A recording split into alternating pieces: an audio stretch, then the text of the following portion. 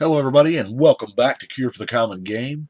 Today, we're going to talk about probably the slowest deck I have. This is Mr. Karrthus here, the Tyrant of Jund.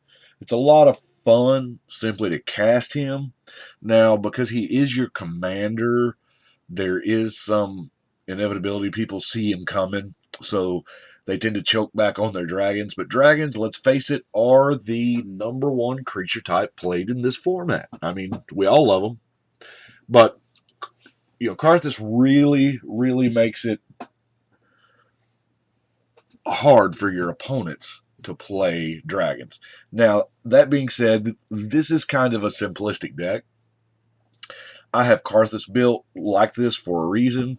You have a lot of Magic players who are kind of curious about EDH, and they will see the EDH table over in the corner of your LGS, and they'll ask about it.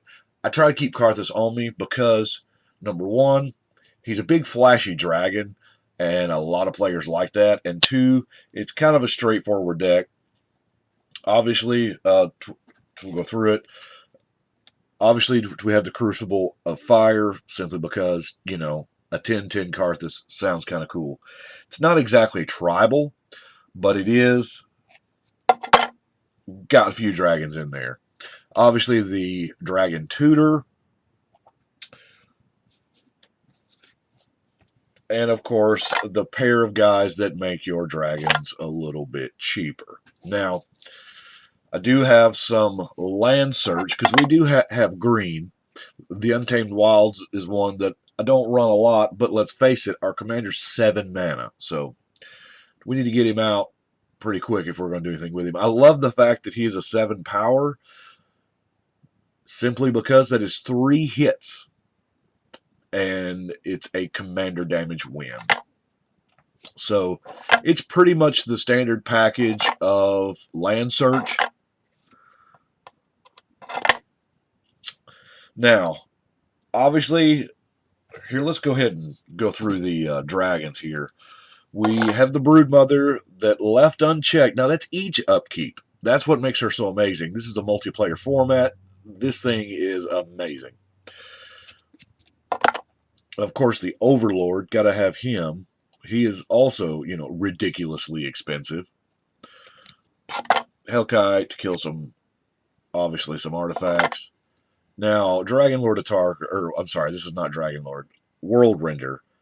This is just, I know this card's not valuable, but this is an all-star in a lot of Dragon decks. 7 mana is a little rich. Not really.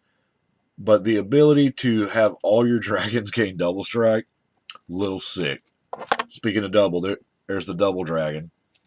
Of course, Malfagor. Savage Ventmaw is a really interesting dragon. There are some decks that can actually go infinite with a Savage Ventmaw and what's the red enchantment? You spend some mana and you get another attack step. All I know is the 6 mana you get out of him is enough to pay for it, and you just have provided that they can't block, you just have infinite attack steps. This is not that deck, by the way.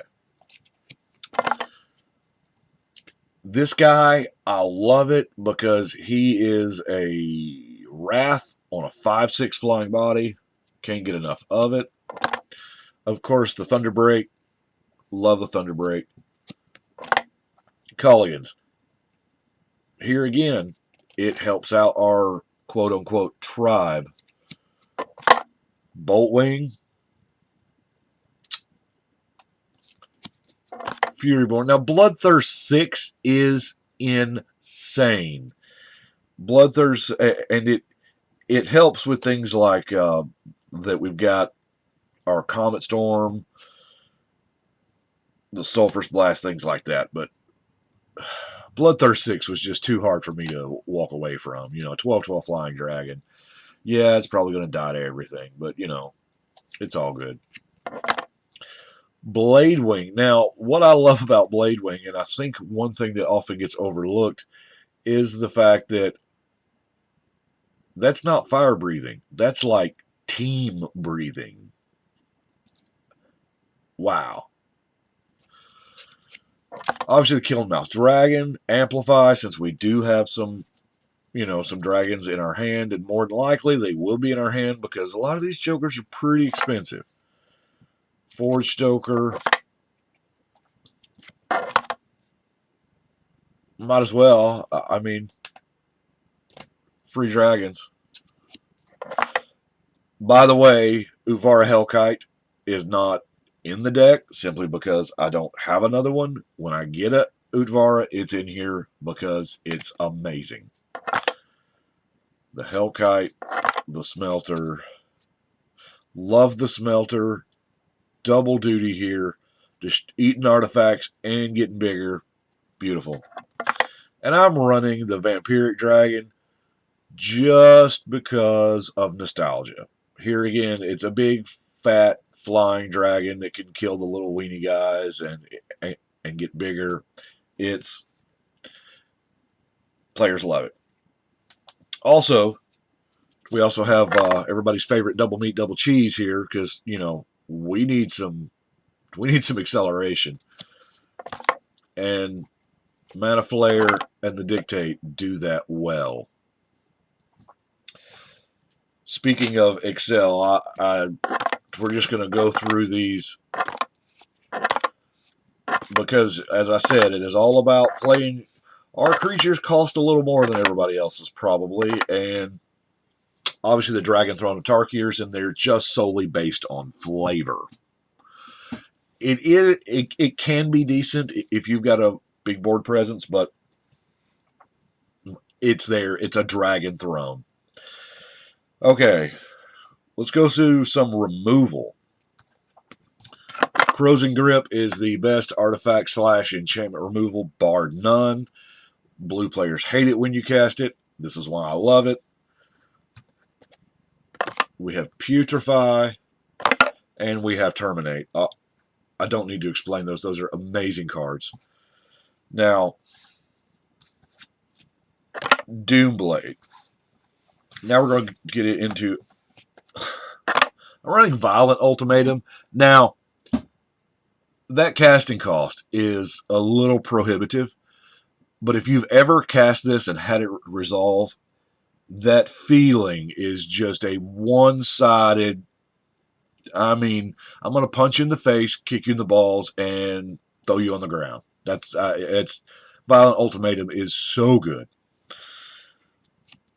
In Garruk's Wake, I like killing everything that ain't mine. That's pretty sweet. Museum of Mortars, obviously. Overload, in my mind, this just about costs 6 mana. I don't think I've ever cast it for 2. Comet Storm, another beautiful thing. Fire Spout, Sulphurous Blast, and of course Chain Reaction. Chain Reaction, this is probably as close to a Red Wrath as we're going to get. It's the exact same cost, 2 and 2, and in our format here, this is, I mean, just about, unless it's got Pro Red, or some, obviously indestructible shit don't matter anyway, but we tend to have, the battlefields can get quite cluttered, and Chain Reaction functions real similarly to a Wrath effect. Of course, we have our Diabolic Tutor. Fires of Yavimaya. This card's been just wrecking since it came out several decades ago now. Love the fact that you can just play your dragons and haste them on out there. Now, I did run some things because, as I said, this tends to be more of a new player deck. Vandal Blast is really good. Here again, it costs 5 in my mind. But the next 3 are just absolute hate cards.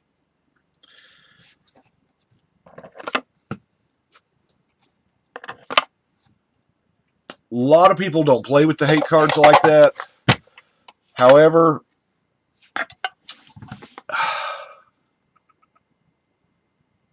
if any deck is going to do it, it's going to be Karrthus. I mean, this guy, look at him. Don't he look like he would do whatever it took to win? I mean, he will flash fire you. He'll throw a gloom out there. You're going to be in trouble. Anyway, that is what I have got for today. I do appreciate y'all watching and liking and subscribing, and I do appreciate it. Trying to work up something to where we can to give away something to the patrons. I think I've got something in mind. Picked it up last night. Don't know. Hell, maybe nobody even wants it. But anyway, working on it. I appreciate y'all for watching, subscribing. But right now, as you know, it is time to shuffle and cut.